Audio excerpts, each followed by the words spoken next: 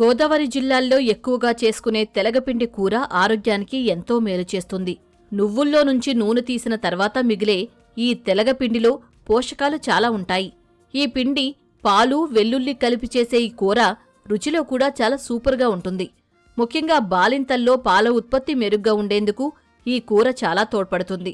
మరి ఈ హెల్దీ తెలగపిండి కూరను సులువుగా ఎలా తయారు చేయాలో చూసేయండి. తెలగపిండి కూరకు కావలసిన పదార్థాలు: తెలగపిండి 1 కప్పు, వెల్లుల్లిపాయలు 4, ఉల్లిపాయ ముక్కలు 1/2 కప్పు, పచ్చిమిర్చి 4, కరివేపాకు 2 రెమ్మలు, ఎండుమిర్చి 4, పోపు దినుసులు 1 టేబుల్ స్పూన్, పాలు 1/2 కప్పు, ఉప్పు తగినంత, కారం తగినంత, పసుపు చిటికెడు, నూనె 2 టేబుల్ స్పూన్లు, నెయ్యి 1 టేబుల్ స్పూన్.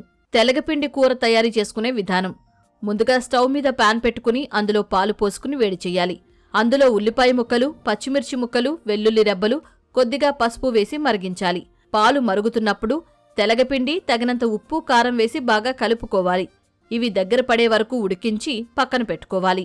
ఇప్పుడు మరో ప్యాన్లో నూనె, కాస్త నెయ్యి వేసి వేడయ్యాక ఎండుమిర్చి, మినపప్పు, పచ్చిశనగపప్పు, ఆవాలు, జీలకర్ర, వెల్లుల్లి రెబ్బలు, కరివేపాకు వేసి వేయించుకోవాలి. తాలింపు వేగిన తర్వాత ముందుగా ఉడికించి పెట్టుకున్న తెలగపిండి మిశ్రమాన్ని అందులో వేసి బాగా కలుపుకోవాలి. తెలగపిండి పొడి పొడిగా అయ్యే వరకు వేయించుకుని సర్వింగ్ బౌల్లోకి తీసుకోవాలి. అంతే, ఎంతో రుచికరమైన తెలగపిండి కూర రెడీ.